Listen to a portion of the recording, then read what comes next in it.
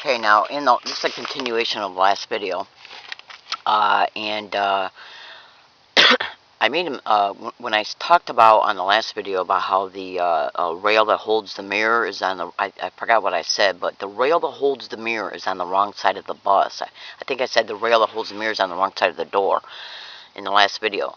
The rail that holds the mirror is on the wrong side of the bus, and the mirror's backwards.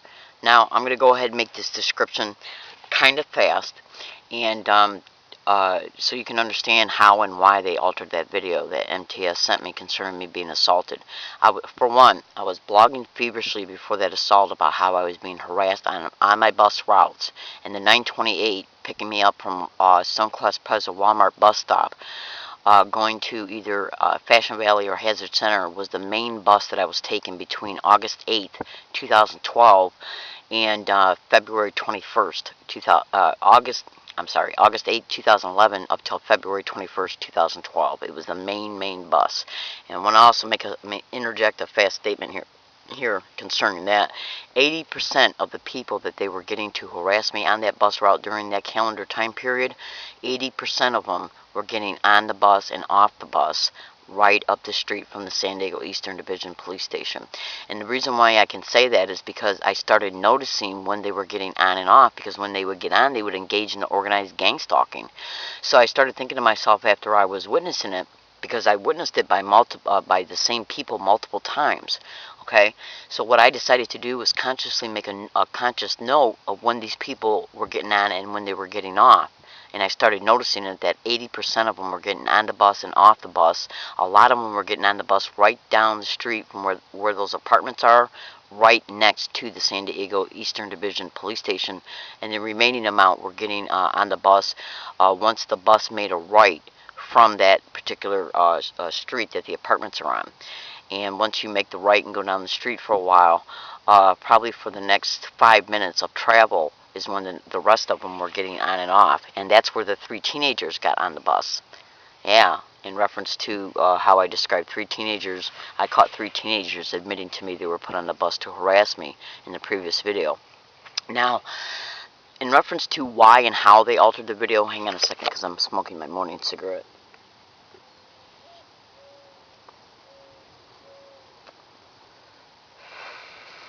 Excuse me, please. Now I want you to understand something. That video was already sent from MTS to the San Diego Police by October 19th, 2011. The assault occurred on October 10th, which means that it was already made into a 2-minute video between MTS and the San Diego Police 9 days after the assault. Because Laura Zizzo told me she viewed the video when I met with her on October 19th, and she told me the video was only 2 minutes long. Now, in reference to why they altered the video and how it was altered, I'm going to make this kind of fast, but I'm going to make it as descriptive as possible. When I got on that bus that day, I went to go get on the bus from Walmart Stonecrest Plaza bus stop. And when that bus pulled up, it said Fashion Valley right on the side of it, on the electric sign, because I noticed it, I seen it. And then I got on the bus.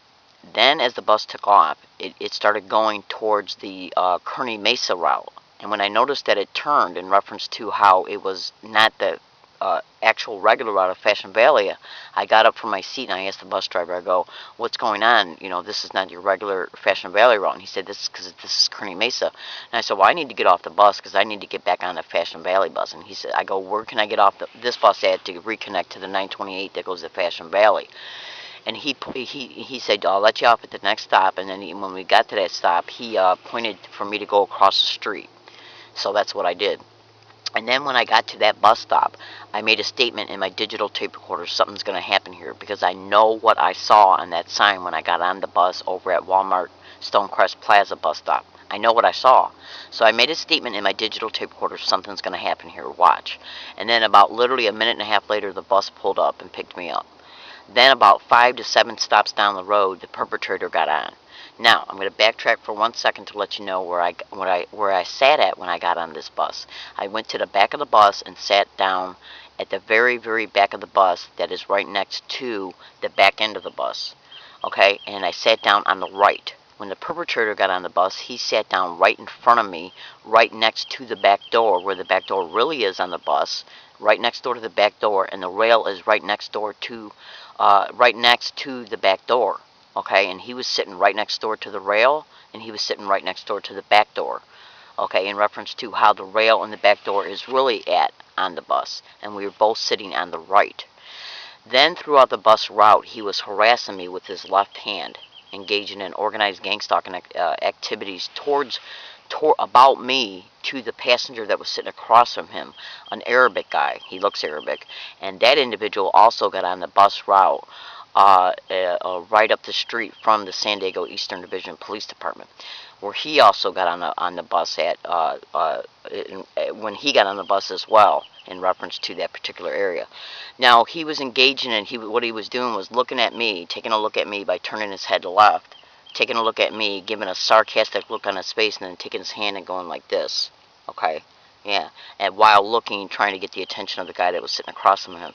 Then a couple times he put his hands to his face. Okay? This occurred between 5 to 9 minutes before the assault actually occurred. Now, then when I went to go get up to get off the bus, I personally believe he might have moved his foot for me to step on it. Okay, now also notice in that video, right as I was preparing to get up and getting up, he moved his belongings away from him on the seat. And I think that's because he didn't want me to fall on his stuff. If you just take a little close look at the video.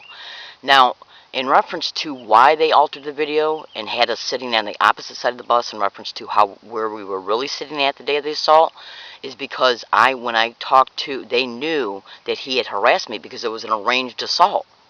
Okay, they had me get on a bus route that he was, I guess, was ready to get on in reference to the time period that I was already on. Okay, I guess probably because it was when he was made available for the actual assault, so that's why they rerouted me. He probably wasn't ready yet to get on the bus route I was actually waiting to actually initially get on, so they rerouted me to another one. Now, so here's the thing. What they did was they knew that he was harassing me through these means, okay, before the assault even occurred. Okay, and I went down when I was assaulted on August 17th at a bus stop in 2011, 9 days after I got here. I went down on August 18th and attempted to make a police report that I was being gang stalked. Okay, and I told him I was being gang stalked on buses as well. I also, a day and a half before the assault occurred, I went down to the San Diego District Attorney's Office and told them I was a human trafficking target and that there was an extreme likelihood the San Diego police were involved in it because they were already harassing me along my routes as well. Now, and also, I also handed them literature concerning organized gang stalking. I handed them the manifesto of a manager of organized stalking crews. I handed him a printout of a journalist who talked about how police officers and firefighters are involved in organized gang stalking. And I had a pretty lengthy discussion with her concerning how I was being gang stalked and where. And she even asked me, she goes, well, where are you being gang stalked at? I go, well, one of the main places I'm being gang stalked at is on my bus route. She said, well, what bus route do you take? I said, 928. This occurred on October 7, 2011. And within 36 hours, I was assaulted on that very bus route, which was the actual assault that I'm describing. Now, look at the video. You'll see that the back door is on the wrong side of the bus. And you'll see the rail that holds the mirrors on the wrong side of the bus, and the mirror itself is backwards. That's because he was sitting so close to the back door. You see, there's a divider. Okay, so because when people go to get off the bus, there's a rail there that holds a mirror, and there's a little section that's between the actual steps for you to get off and the actual seats that are right next to the mirror. Okay, well, the mirror and the rail that holds the mirror is on the wrong side of the bus, and so is the back door. That's because in order to flip and rotate us, including him, because he was sitting so close to that back door and mirror, they had to also rotate the back door and the mirror. Okay, and the reason why they did that is because they did it out of haste. Remember, they had already altered the video and sent it to Laura Zizzo 9 days after the assault. And why did they do that? Because they wanted to be able to dismiss any of my claims in reference to how he was harassing me before the assault, because I attempted to make a police report on August 18th about being harassed on that same bus route. Okay, so they didn't want it to appear that this guy was bothering me at all before the assault. I think what they did was had an inverted thought. Well, all we have to do is rotate the video, and she can't claim he was harassing her at all with his left hand. And then they backtracked and said, well, she can just say it was with the right hand. Well, why was he still doing this with the right hand? Okay, so that's when they then decided to make the video only 2 minutes long, because he was harassing me with his left hand 7 to 9 minutes before the assault. Okay, so what they did was they made this video out of haste and then backtracked and tweaked it to make it look like that he wasn't harassing me at all, and then they sent a video that was only 2 minutes long. Now, when you look at, if you get on any MTS bus, including the 928 bus route, you'll clearly see what side of the back door is really on, how the mirror is arranged on the bus in reality. And then you'll be able to also, if you take that video and take it to a video specialist, you'll also be able to see that there's no way that a video would show a back door being on the wrong side of the bus periodically. There's no way. There's no reason for it. Now, let me ask you another question. A professor over at USD, his name is Eric Pearson. He's a professor in communications that specializes in videos and images. He saw the video, the first video MTS sent me, which was on November 10, 2012. I noticed it was altered, so I stopped the video and took a video picture of the actual place that it was altered at. That CD-ROM they sent me ended up getting broke, so they sent me another one, and I finally got it on December 20th. Even though they postmarked it on December 1st. But if you go to Google and type in organized gang stalking or gang stalking and mail theft and mail delayment or postal workers, you'll clearly see they're connected to organized gang stalking crews just by looking at the amount of Google generated responses you get to typing in those descriptions. Okay, and so anyways, the point I'm trying to make here is that Eric Pearson, who's a professor in communications that specializes in videos and images, posted that first video that I took of the video frame that was taken over at USD when I was looking at it, that shows the alteration in reference to where the back door is and how the mirror is backwards. He's seen it, scrutinized it, and posted it on USD's newsletter first post. He also posted 2 separate videos, okay, in reference to how they corrupted 2 videos that I made at 2 separate locations. Okay, one in reference to a video I was making when I was camping 150 feet next door to the FBI building. Yeah, it was a video I was making over there in reference to how the video was assaulted by MTS, and I guess they didn't want it online. So what they did was they altered it. How did they alter it? They used the capabilities that are directly connected to remote neural monitoring and electronic harassment to replace all the verbal statements that I was making in that video and replace them with electronic interference. Then they did turn around and did the same exact thing to a video of me catching 2 gang stalkers over at USD Library engaging in organized gang stalking activities. When they seen that I caught them, they waited till I took the memory card out of the video camera and went to go upload it, and they altered it. Or they altered it as I was actually making it. And then, so that video is online, and you can, I'll attach those videos in the comments feature I'll attach those videos in the comments feature of this YouTube video, and if I got time, I'll also attach a copy of an email file showing the actual facts that Eric Pearson did post these videos on USD's first post. Now, both the videos, the one that I caught of the two organized gang stalkers harassed me at USD, and the video I made over at the campsite next 150 feet away from the San Diego FBI, are altered in the same way. Okay, except for the one at USD, they still framed the video into one still frame of a window of USD's library window, because they didn't want the actual video picture of the 2 gang stalkers put online. But they replaced all the verbal statements that were made by me in that video with the same electronic interference that they used to compromise and corrupt the video I made over at the camp location next door to the FBI. 2 videos altered in the same way, using the same electrical interference. He noticed those 2 videos as well and posted them on first post as well. My name is Leslie Williams. Just make sure you meticulously follow every direction in the comments feature of this YouTube video to clearly see, to clearly see cooperating material and evidence that the community at large is noticing what's happening to me and who's involved in reference to what's happening to me. Think about this. What person would have any reason to even predict? Oh, and to let you also know this, I told Laura Zizzo after she was dismissing everything that I was stating to her on October 19, 2011 at the San Diego Eastern Division Police Department, she was dismissing everything I was saying, and I already know why. Okay, because they were directly involved in the assault. But then I told her, when I seen her dismissing everything I was stating, the factual statements that I was making, I told her, I said, well, well, listen to this then. I said to Laura's this, I go, listen to this. I go, what would you say if what I do in reference to, because organized gang stalking is hard to prove because they use different people every day, okay, mostly. About 90% of the time they use different people. So I said, since I know how they operate, what would you say if I told you that I predict about what they might do next and when they do in email files, and then when they do it, what's the likelihood of you saying this crime's not occurring towards me if something I predict before it happens occurs? She says she didn't say anything about that.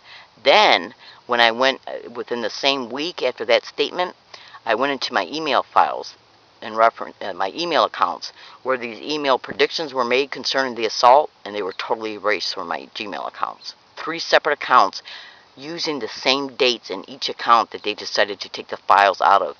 In other words, they erased all email files from mid-July 2011, 2 weeks before I arrived in San Diego, up to the day of the assault, October 10th, in 3 separate accounts. Now, what's the likelihood of that happening in itself in reference to the actual dates they picked to erase particular email files? But I printed it out in reference to the prediction about the assault. Okay, and I also, the day I made this prediction, I copied the email file into a Word document program over at USD. And then I saved it to a USB drive, which saved the date of the prediction electronically. So and right now I still got that USB drive, but they're going to probably try and stage some kind of arrest based on a staged street theater, which is nothing but a staged incident along my route somewhere, blame me for it, take me into custody, and then compromise the USB drives. I have no doubt in my mind they'll eventually try that. Or they'll try and petition me in the hospital through county mental health, either through the police or social services, and then while I'm in there, they'll steal evidence, probably money, IDs, and everything. Literally. Because this is literally how they operate in order to protect themselves so they can continue the expedition, okay, to accumulate falsified police reports and reports about targets homeless, even though they're the ones who steal your rent. Google organized gang stalking and property owners, landlords, and these can be separate searches, property owners, landlords, mail theft and mail delayment of rent, which I mailed certified mail return receipt. Now, when I've been talking about that aspect of this crime, I've been directing people to Sylvia Almarilla's YouTube channel. I found her by typing in gang stalking in San Diego, and I found her YouTube channel when I first came out here. And in her YouTube videos, she described about how her credit card payments were stolen out of the mail, that she mailed certified mail return receipt. Well, over this past week, I went to go look at her YouTube videos, and those particular videos have been taken off. And she also had a YouTube video concerning about how when she went to Walmart to buy a recording device so she could catch the organized gang stalking harassment around her, had been taken off as well. So, but I got them saved, those original videos I have saved online, so I'm going to go back and try and find them and eventually put them in the comments feature of this YouTube video. So I have a feeling they've gotten a hold of her and then either made videos in her name or have gotten a hold of her and have indoctrinated her in organized gang stalking activities, or have gotten a hold of her and are basically just pretending to be her friends. Okay? And but I'm going to tell you something right now. There's a reason why those old YouTube videos of Sylvia Almarillas are not on her YouTube channel anymore. There's a reason for it. I'm in San Diego, California. Look in the comments feature of this YouTube video for a continuation of the descriptions in reference to the statements on this particular video. And I'm going to go ahead and make this statement. If any perpetrator wants to get online and make any comments in my YouTube videos concerning anything, don't waste your time, because I have undeniable, undisputable proof this crime's happening towards me. And the only thing you're going to do is make an ass out of yourself in reference to your statements, why they're being made, how they're being made, or what they are. Okay? All of us real bona fide targets of this crime know that that is a tactic of yours, is to get online to make comments about our blogs and YouTube videos in order to discredit us, to try and make us look crazy or violent. I'm not violent at all, so don't even waste your time. Okay, and I want to make this statement to the public. I'm not violent in any way, shape, or form, but there are individuals who are perpetrators, and this is one of their methods that they engage in. They get online and they make comments on targets' YouTube videos to make them look like either social deviants, okay, to expose a possible living situation that they might be in as a direct result of what they've done covertly, yeah, through their syndicated members and in the, well, the police officers for one, the postal workers for two, how they steal your rent that was mailed, certified mail return receipt. The only way that can be stolen is through a postal worker.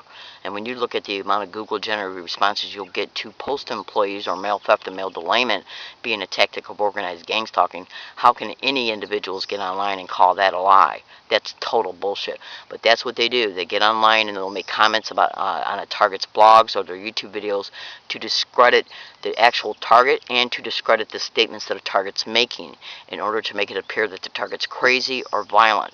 Yeah, so onlookers won't believe what the target's saying to deflect the truth about what a target is exposing.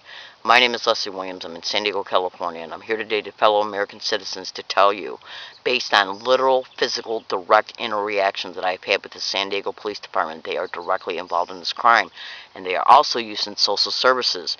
And if you want undeniable, undisputable proof concerning that, look in the comments feature of this YouTube video.